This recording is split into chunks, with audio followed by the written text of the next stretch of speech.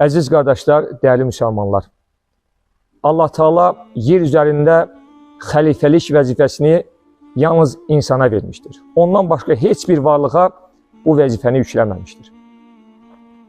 Bu vəzifəni yerinə yetirmək çətindir, asan deyildir. Quranın da ifadəsi ilə göylərin belə, dağların belə, yerin belə yüklənə bilmədiyi bir yükü insan yüklənmişdir.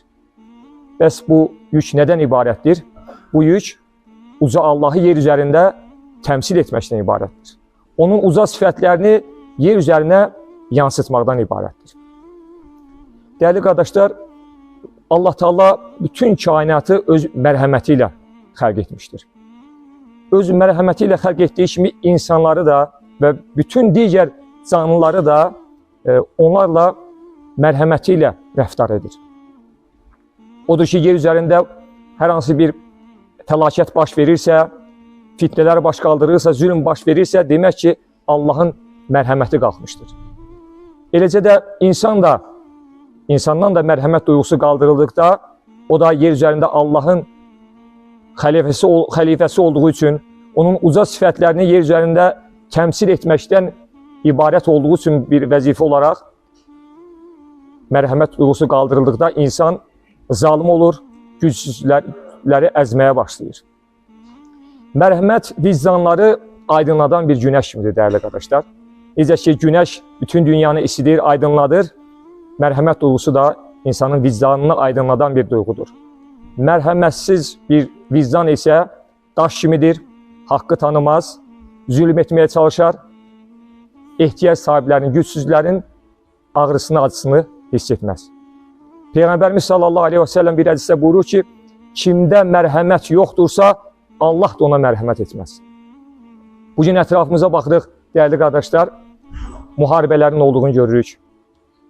İnsanların qanın töküldüyünü görürük. Qoca, uşaq, qadın demədən insanların qanı yer suluyur, amma bütün bu olub bitənlərə dünya göz yumur. Demək ki, dünya sanki bir yırtıcı canavar halına gəlmişdir. Hələ ki, insan yer üzərində bir xəlifə olaraq yaradılmasına baxmayaraq, insan mərhəmətin qaldırılması səbəbilə yırtıcı bir canavara dönür. Allah Teala Fəth surəsinin sonunda buyurur ki, Muhammedur Rasulullah, Muhammed Allahın elçisidir. Sonra Rəbbimiz onun yanında olanları, yəni xüsusiyyətlərini bizə anladır. Yəni kimlər Allah Resulü sallallahu aleyhi və səlləmin safındadırlar. وَالَّذ۪ينَ مَعَهُ اَشِدَّعُ عَلَى الْكُفَّرِ Onunla birlikdə olanlar kafirlərə qarşı sərtdirlər. رُحَمَاءُ بَيْنَهُمْ Lakin möminlər öz aralarında isə bir-birinə qarşı mərhəmətlidirlər, şəfqətlidirlər. İndi baxaq görək, dəyərli qardaşlar, ayədə vurğulanan kimi bizlər kafirlərə qarşı sərt, möminlərə qarşı öz aramızda mərhəmətli ola bilirikmi? Yoxsa bunun əksi yaşanır? Amma çox təəssüflə qeyd etmək istəyirəm ki, bugün düşmən kafirə qarşı mərhəmətli görsənirik, öz aramızda isə bir-birimizə kin bəsləyirik, adi bir məsələdən bir-birimizdən küsürük və barışmırıq, kin və nifrət hissi aramızı bürüyübdür. Aləmlərə mərhəmət, rəhmət göndərilən Peyğəmbər sallallahu aleyhi və səlləm bir ümməti olaraq görün, hansı bir vəziyyətə düşmüşük. Peyğəmbərimiz sallallahu aleyhi və səlləmin yanında olan möminlərdən olmaq istəyiriksə, onunla eyni safda olan möminlərdən olmaq istəyiriksə, mərhəmət duyğusundan uzaqlaşmamalıyıq. Bir müsəlmanın mərhəmətli olması sadəcə müsəlman qardaşına gülümsəməyi, sadəcə ona Əssəlamu aleykum deyərək salam verməsi, onun halını soruşmasından ibarət deyildir. Mərhəmətli olmaq, müsəlman qardaşın sıxıntıya düşdüyü zaman ona yardım etməkdir. O xəstələndiyi zaman onu ziyarət etməkdir. O bir xəta işlədiyi zaman onun xətasını əhv etməkdir. Peyğəmbərimiz sallallahu aleyhi və səlləm bir hədisdə nə buyurur? Bir müsəlman bir bədənin üzvləri kimidir. Onun hər hansı bir üzvündə narahatsızlıq baş verərsə, digər orqanları da ona şəriklik edərlər. Yəni narahat olarlar. İndi baxaq görək, bir müsəlman qardaşımız narahat olduğu zaman, sıxıntıya düşdüyü zaman biz də onunla bərabər narahat ola bilirikmi? Yoxsa əksinə onun bu narahatçılığına sevinirik.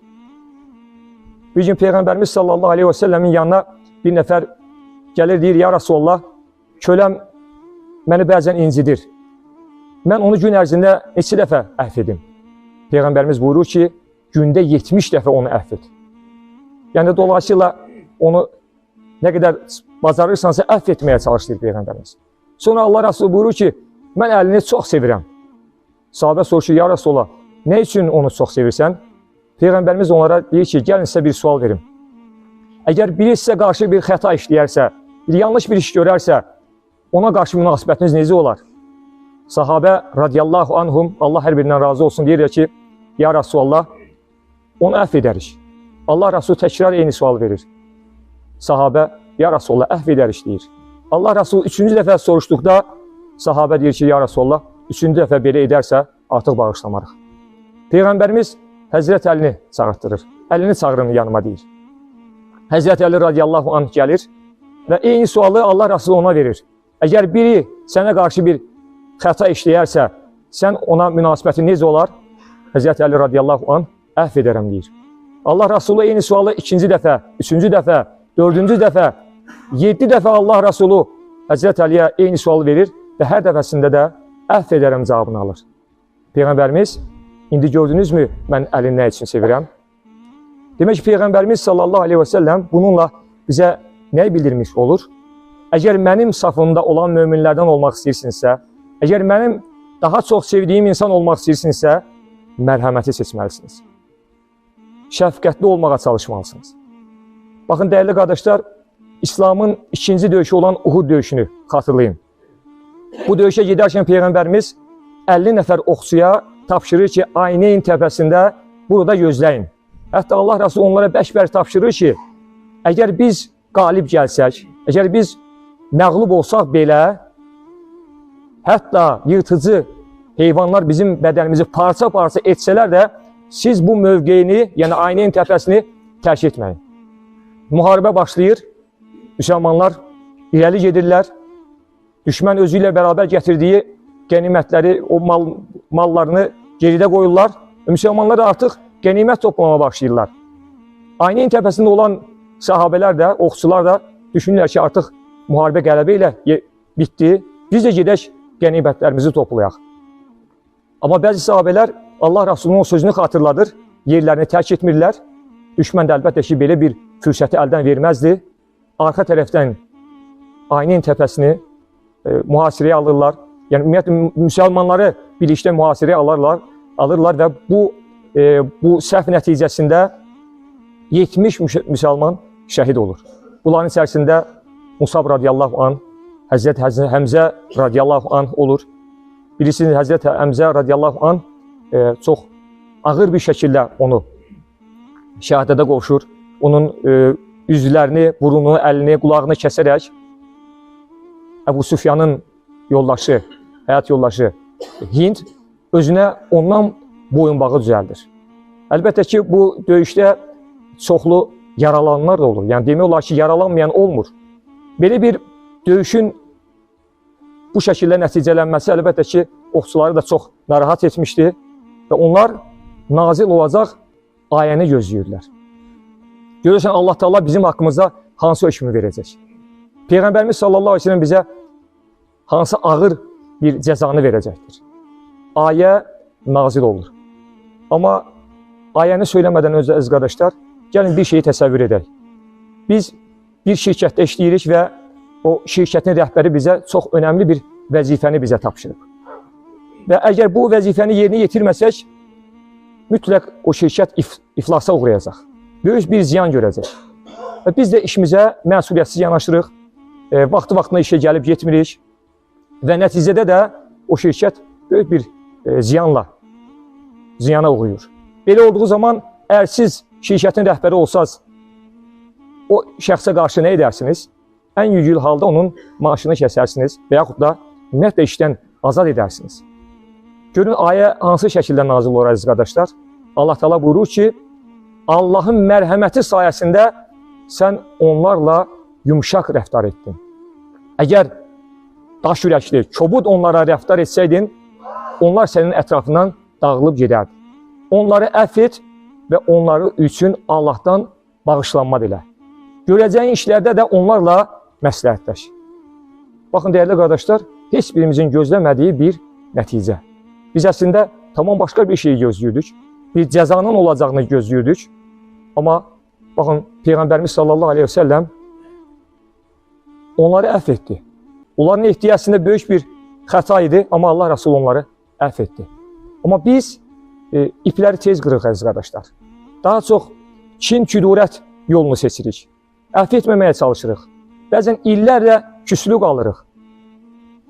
Rəbbimiz ayədə buyurur ki, وَمَنْ أَحْيَاهَا فَكَأَنَّمَا أَحْيَا النَّاسِ جَمِيعًا. Əgər sən bir insanı bağışlayarsansa, əfv edərsənsə, bütün insanlığı əfv etmiş olarsan. Dəyərli qardaşlar, Peyğəmbərimiz sallallahu aleyhi ve sellemin safında olmaq istəyiriksə, bu yolu seçməliyik. Çünki dost qazanmaq çətindir, amma düşmən olmaq asandır. İnsan qazanmaq çətindir, insanı xərcləmək asandır. Gələk, bir mömin olaraq Allah Resulü sallallahu aleyhi ve sellemin safında olan möminlərdən olmaq istəyiriksə, mərhəmət duyğusuna hakim olmalıyıq. Baxın, Allah Teala ayədə nə buyurdu? Onları əfv et və onlar üçün dua et. Hətta o əlavə olaraq onlar üçün dua et buyurdu. Və Peyğəmbərimiz və ayənin sonunda Allah nə buyurdu? وَشَاوِرْهُمْ fil əmr. Görəcəyin işlərdə onlarla məsləhətləş. Belə insanlarla məsləhətləş buyurur Allah Teala. Əslində Peyğəmbərimiz sallallahu aleyhi ve sellem onlarla məsləhətləşmişdi. Uhud döyüşünün Uhud meydanında, yoxsa Mədinədən müdafiə olunaraq baş verəcəyi xüsusunda Allah Resulü onlarla istişarə etmişdi. Amma bu istişarənin nəticəsi nə oldu? Onlar Uhud meydanını seçdiyi üçün Allah Resulü sallallahu aleyhi ve sellem onların fikri ilə razılaşmışdı. Və sonunda demədi ki, axı mən sizə bunu demişdim, siz mənim sözümə baxmadınız. Axı mən sizə Oxçular təpəsini, Aynin təpəsini tərk etməyin demişdim. Amma siz bu sözümə məhəl qoymadınız. İndi də çəkin cəzanızı deyərək onları cəzalandırmadı. Amma bizlər, dəyərli qardaşlar, nədənsə mərhəmət duyğusunu tez itiririk. Daha çox kin və küdurət yolunu seçirik. Rəbbimiz ayədə nə buyurur? İrhamu mən fil ardi, yer üzərindəkilərə mərhəmətli olun ki, yərhamukum mən fis səmə. Göydəki də sizə qarşı mərhəmət etsin. Əziz qardaşlar, bu Ramazan ayında Allah Teala bizə gözəl duyğularla bəzətsin, mərhəmətli olmağa çalışaq, kin, küdurət yolundan uzaq durmağa çalışaq. Bilirsiniz, artıq Ramazan ayının sonundayıq. Biz artıq o gözəl xüsusiyyətləri tamamlamağa çalışırıq. İnşallah gələn cümə günü öncə bayram namazı qılınacaq, sonra cümə namazımız olacaq. İkisi də bir günə təsadüf edir. Bayram namazının vaxtı 20 mart səhər saat 8-də qılacaq, dəyərli qardaşlar. Və hər kəs də öz fitrələrini inşallah bayramdan öncə vermələri məqsədə uyğundur. Qafqaz Müsəlmanları İdarəsinin Fətva Şurasının verdiyi qərara görə bu iki fitrənin miqdarı bir adam başına 10-15 manat miqdarında hesablanmışdır. Təbii ki, bu zənginlər üçün olan bir ölçü vahididir.